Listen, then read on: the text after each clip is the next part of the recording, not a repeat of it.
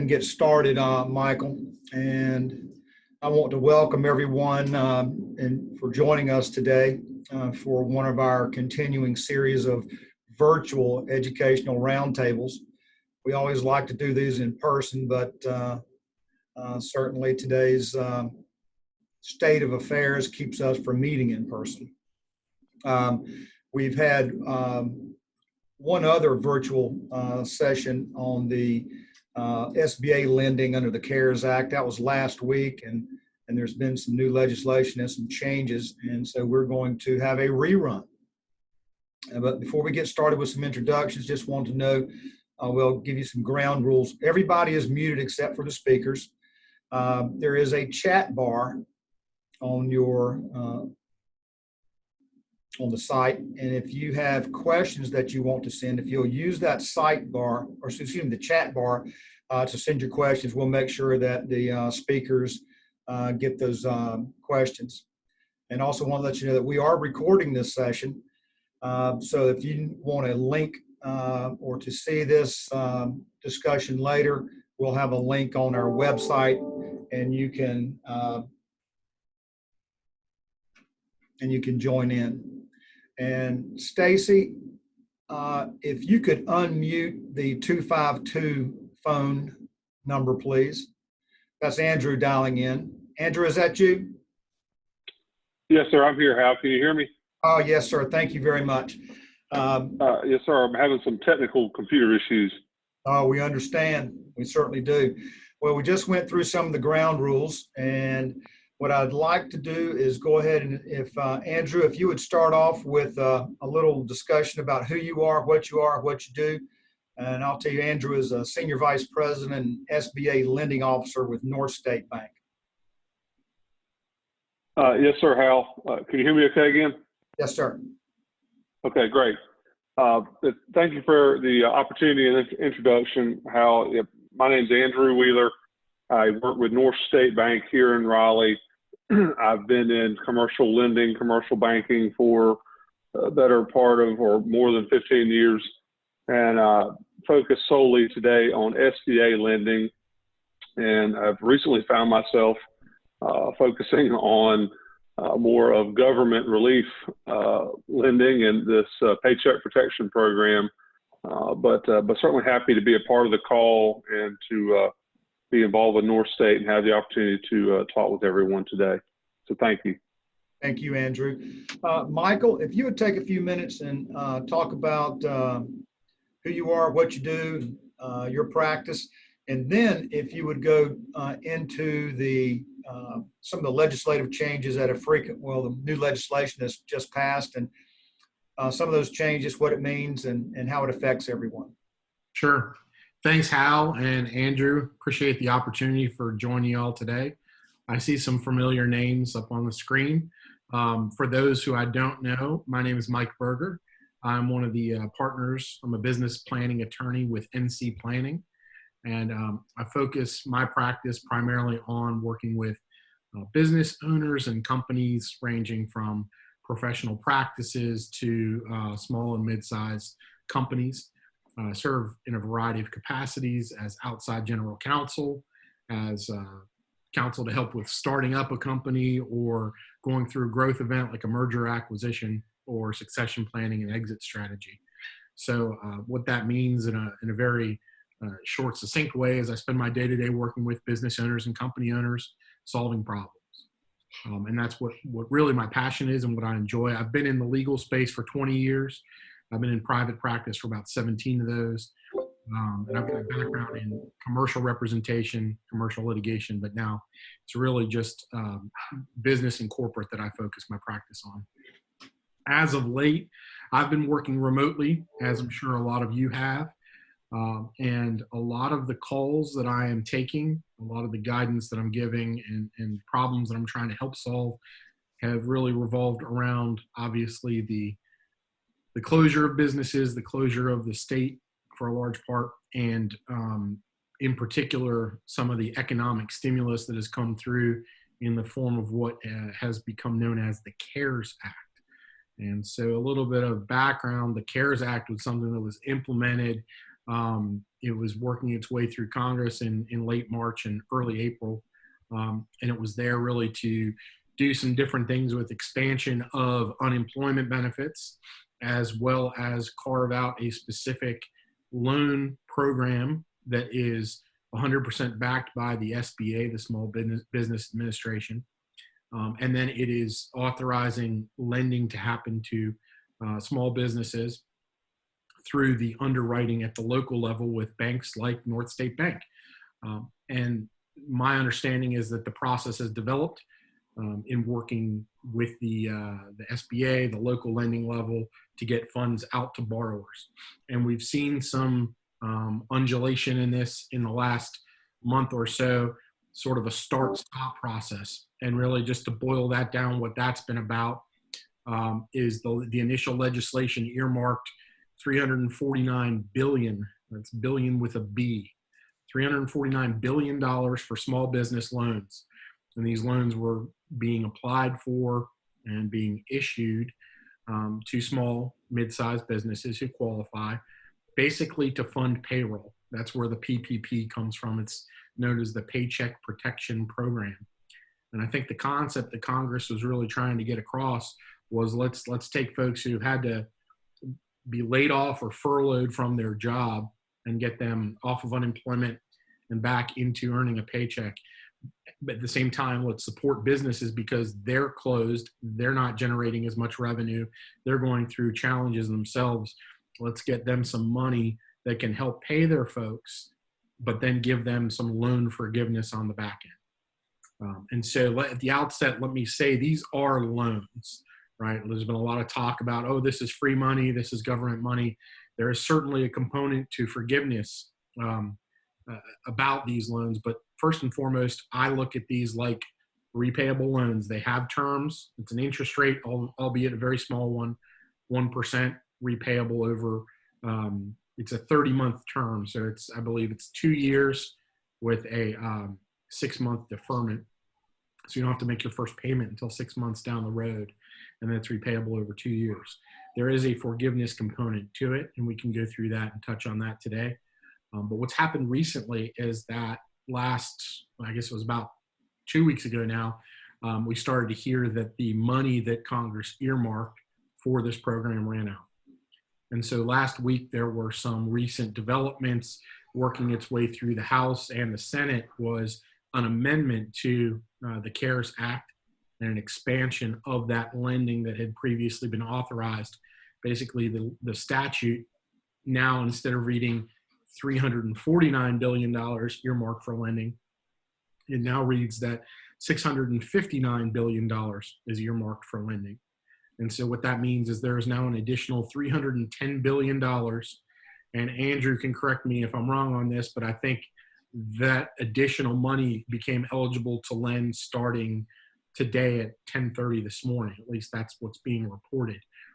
There's probably still some logistical issues that are being worked through with the SBA and the lenders. But what this means to business owners is if you've been in progress applying for funding and it's stalled for any reason, or if maybe you got there a little bit too late because everything had been closed due to SBA saying they're out of money, this is a great opportunity to take another look at it, pick up where you left off, because there may be more money there now that's available to the small business owners. Okay, thank you. Andrew, you've been involved in the lending process. What are you hearing from your clients? What kind of questions are they coming out with? What are you hearing? Well, Hal, as Mike kind of alluded to, it has certainly changed over the last couple of weeks. I guess what we are hearing frequently now is really just folks wanting the status of their application if we have one in process at various points. And then it's as we have been funding and closing these PPP loans, the dialogue is quickly changing to how does this work? What documentation do you need? How ultimately, can I have this loan forgiven? And what are some of the rules that surround that? And while we certainly want to help all of our customers achieve the highest rate of forgiveness possible on this, we're still really waiting for more guidance from the government to truly clarify some of these very detailed questions as it relates to payroll. There is some guidance out there, and really the bulk of the guidance that we have seen as it relates to forgiveness is in the initial CARES Act itself. I think I've heard Mike allude to it a couple of times. The Paycheck Protection Program, which is part of the CARES Act, and some of the documentation that they have put out there. There's a section of it that's called 1106, I believe, that specifically talks about forgiveness, and it goes into some detail, but not a terrible amount. But that is literally what we have been referring people to when those questions have come up, is some of the dialogue that's in that. But how we're just trying to help all of our customers and any applicants we can to address all of their questions. But unfortunately, some of it is at this time we just don't know some of it. Difficult to operate under those constraints for sure. Andrew, as well, when someone is coming to you and requesting or talking about a loan, what information do they need to have available for you to process an application successfully? And what issues do you typically see that causes someone to be denied or causes you to have to stop the process because of lack of information? Well, I mean, the information that we need really depends on the structure of the applicant. If they're a corporation or if they're a sole proprietor, that can change some of the information that we need. But primarily, a lot of the customers that we have, or a lot of the folks we've been dealing with, are a corporation or a partnership, and they have quarterly payroll tax filings, 941s. There's a 940. There's also a 944. Those documents help immensely in those calculations. But to go along with that, we've been asking for payroll reports as well, and that can be as detailed as something that might come from an actual payroll provider, or it could be as simple as a spreadsheet or Word document. We really asked to see two supporting documents, one that's been submitted via tax filings and another that's been internally prepared, so we can compare both and see if the numbers align. But there are other items, health benefits, retirement components that are eligible and allowed under the Paycheck Protection Program. So gathering some of those documents as well. And we created a documentation checklist that we've sent out to every person that has asked to apply. And generally speaking, if they have followed that, it has made our life and theirs much easier. Now, some of the more challenging situations are, and I say challenging, but just where some of the information might be more different or not as clear, as newer businesses or sole proprietor. Some of that information is a little bit different, where we might need 2 years of a Schedule C schedule from their personal tax return if they're a sole proprietorship or independent contractor. If they're a new business, rather than focus on anything from calendar year 2019, we have been focused on more recent data such as January and February payroll information, which is what I believe the bill allows. But that part, it creates some confusion, and I think initially there was some discrepancy in, did we need a trailing 12 months of information versus a calendar year 2019. But like a lot of things, the more information we can get, even if there's some things we don't necessarily need, the more information we can get, the better off. And usually the faster it allows us to help somebody. I'm going to ask you to address the other issue. I've read a lot in the newspaper about businesses working with financial institutions who are saying they're not participating in the program. Can you talk about that a little bit? Yeah, I mean, we've certainly heard a lot of, whispers out there, and even talking with friends and other bankers in the market that some banks have reacted differently to this, and some either due to their size or their capabilities, they either waited during the process to start taking applications, or I've heard of even some lenders putting thresholds out there for certain clients. You have to have established XYZ product or a certain dollar amount of either loan or deposit. I'm not saying we've been perfect in this process by any means, because it has been an undertaking for sure, but we didn't put any caveats or restrictions out there. I mean, we have said that we were going to assist our customers, and that was really the only line in the sand that we drew. I think those are the people that have been with us, and those are the companies and individuals that we have relationships with, and it was important for us to assist those. Now, I think we've taken on some new opportunities as well, but yeah, I mean, I think there's been a lot of information out there. Some of it, I think, has been misinformation. I'm not going to say that certain banks haven't done certain things wrong, but there's people think that, at least they group us all together, I guess. They think that we are trying to take advantage of the system and not do what's right for the borrower ultimately. And I can't speak for everybody, but I know we've tried our best to process the applications that we've received for all of our customers, whether it's a $4,000 application or a $4 million application. And again, we haven't been perfect, but I think we've done a decent job in honoring that.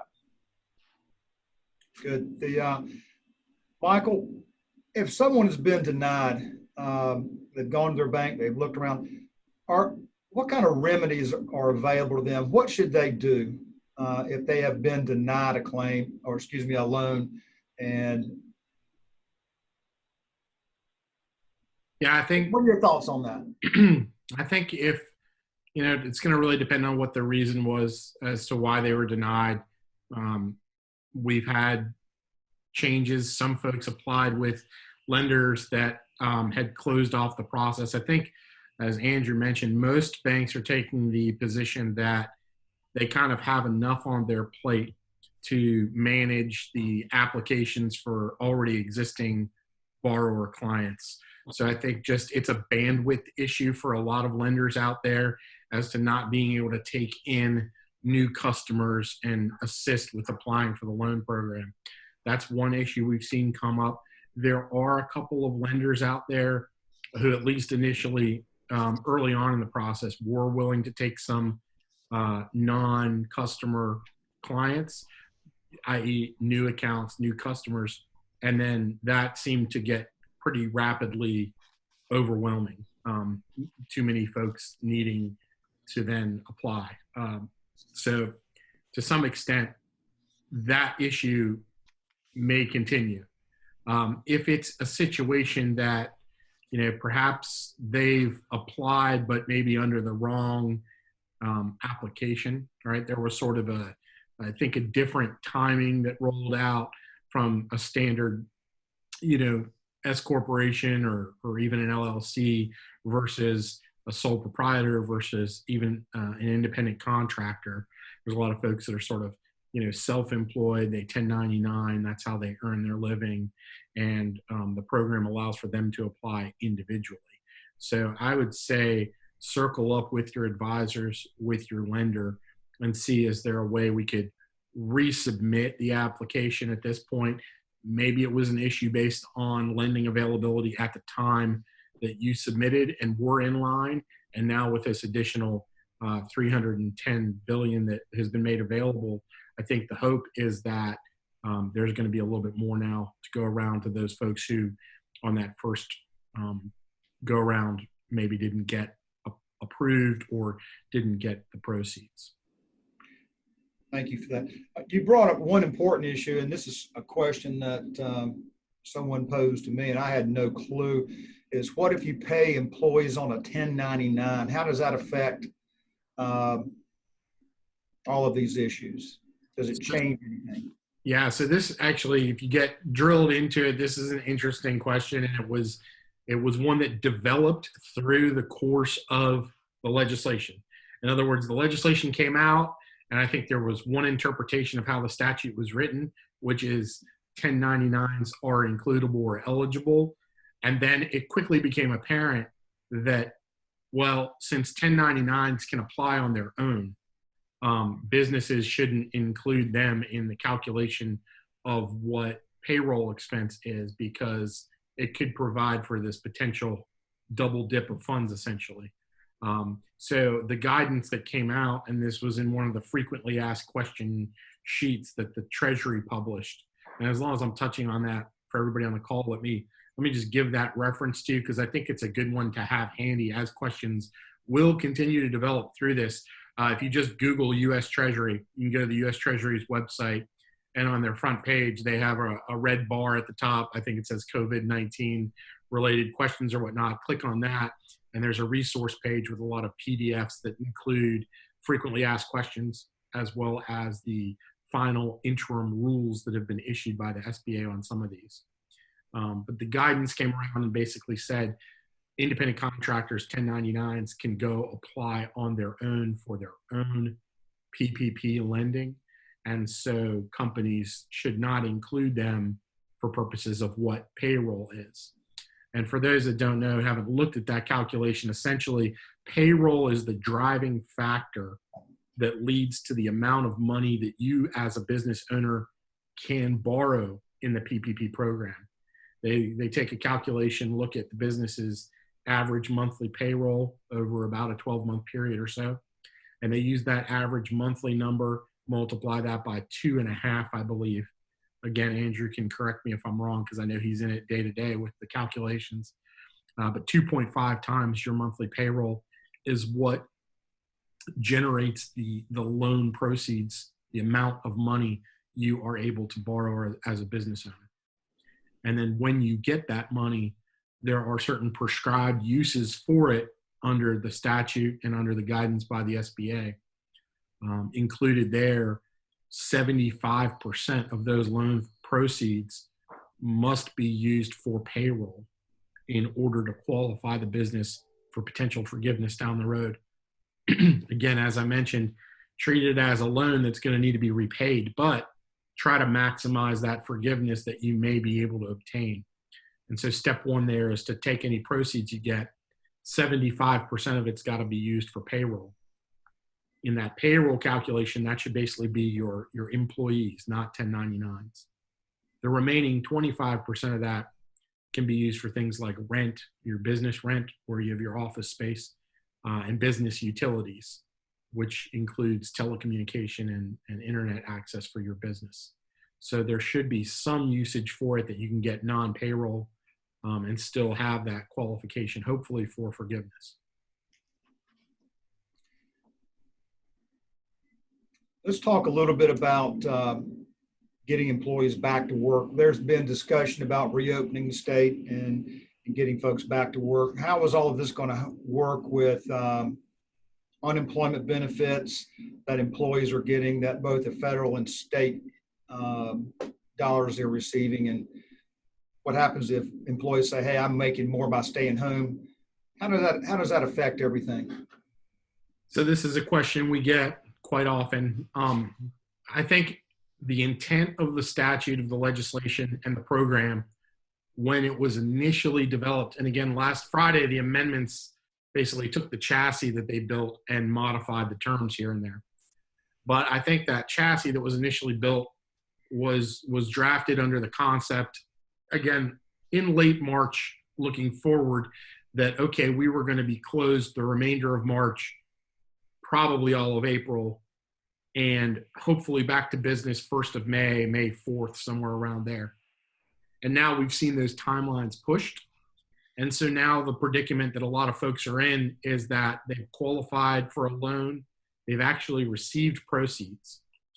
and we're still not open yet. We're not going to be open until mid-May at the earliest.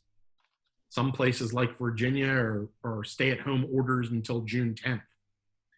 And the problem is the statute requires you to use the loan proceeds if you want forgiveness, right? If you are going to seek forgiveness for this loan, there's an 8-week period that starts on the date of loan origination. So what that means is the day you get the money from the bank, that starts your clock. And that clock runs 8 weeks. So during that window, 75% of the money used for payroll, 25% of the money you can use for rent or utilities or the like. And let me add, it's a minimum of 75% for payroll. So if you use 100% of the proceeds for payroll, I think you're still good. It's just if you were to use below 75% of those proceeds from payroll, you're going to be impairing your ability to get forgiveness, possibly disqualifying you completely. To the unemployment aspect, what we're seeing is that there are folks that have been on unemployment because rightfully so, right? Businesses have been closed. The CARES Act expanded benefits. It expanded benefits in the amount of time that's covered. I believe it increased it to 39 weeks potentially. In the amount of money that you can get on unemployment benefits, the federal stimulus under the CARES Act provides for an additional $600 per week, I believe, in each check that is paid by the federal government. And then number 3, it expanded who is eligible for unemployment benefits. So take a 1099 contractor, for example, never before, right, eligible. They hadn't been paying into the system under unemployment insurance, but now they're eligible